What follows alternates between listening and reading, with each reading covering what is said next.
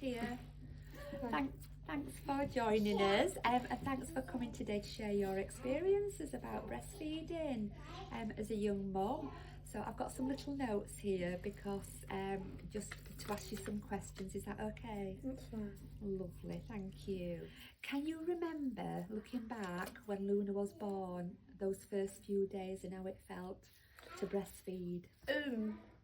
It was a struggle at first, Yeah. but it took determination because not all babies are going to latch on straight away, Yeah. and it just takes someone actually wanting to do it, to actually be able to, like, I had to basically take control because if not she would have been on bottles. Did you find it tiring? Is it what you expected those first few days?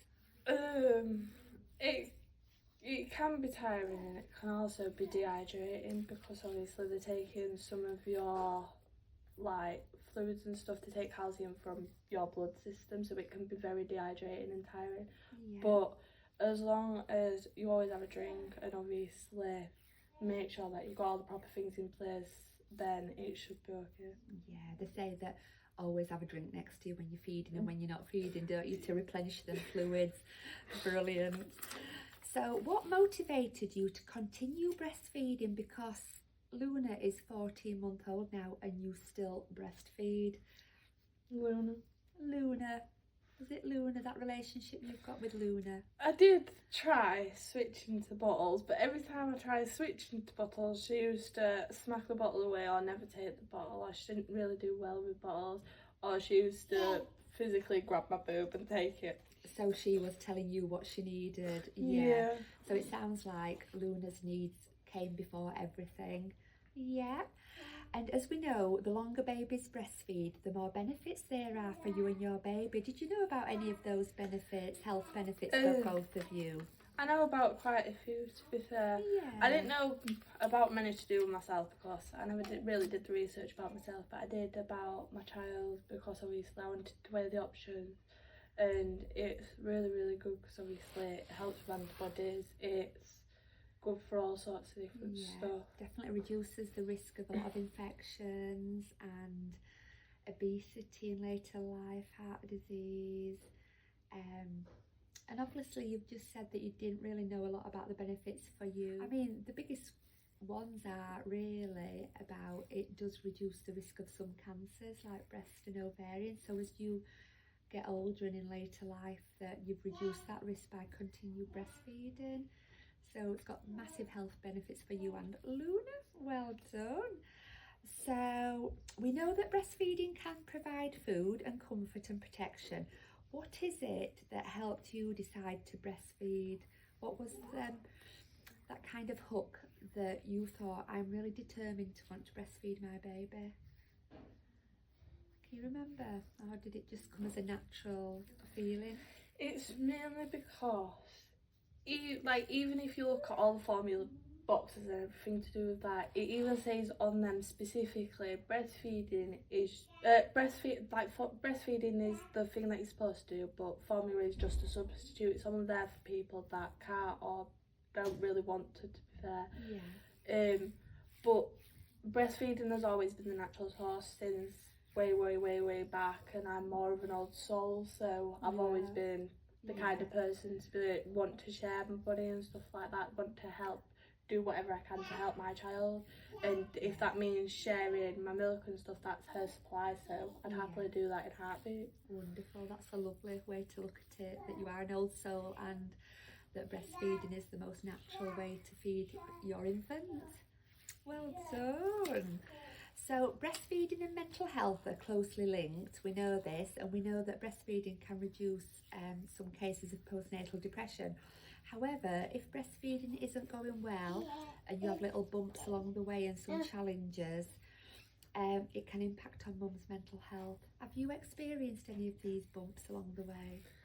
I've experienced times where I have had sadness and stuff like that, and there's been times where like you're alone and you're thinking, well, what if it is just my milk? What if I ain't doing enough and stuff like that? Yeah. And there's times where like your milk supply might be running low. Well, I've had them times quite a few times. Okay. And it's where it's running too low and stuff, and the constant wanting it and you're stressing. But the best thing to remember is that you need to calm down, you need to step away and obviously have a drink, refresh and go back at it, because Absolutely. the more refreshed you are and stuff like that, the better your milk supply is going to actually be. Absolutely. And we know that often feeding helps that milk supply, so as long as you're refreshed, you've had a break, you've got yourself some food and a drink, and like you said, regathered yourself, that helps, doesn't it? Yeah, absolutely. Did you suffer from anything like mastitis or engorgement that might have put you off from breastfeeding? Have you got any stories about that? I've had loads of stories about that. Do you want to share them? I used to suffer really bad from engorgement when I first had it, and I used to be constantly leaking wherever I went, and that was really, really bad. And then I used to suffer with pain pretty much every time I fed her, because obviously engorgement makes it really, really full. Absolutely. So it's really hard for a baby to be able to latch on when it's full. Absolutely. So it was hard at some points, but it wasn't that bad. It sounds like when challenges do arise, that if you are determined and supported, that you can continue with that breastfeeding journey. What would you say to other young parents who are considering breastfeeding, and what help do you think that they need? The best thing to do is just believe in themselves, because there will be a couple of people on the way that'll have the things to say and stuff like that. There's always someone that doesn't like it and always someone that does. But at the end of the day, you can't be everyone's cup of tea, and you do what's right for you and for your baby. You don't think about other people. Absolutely. I think that's a really good point, that you're always going to get those outside influences or criticisms or judgments, and I think you've experienced that, haven't you? Yeah.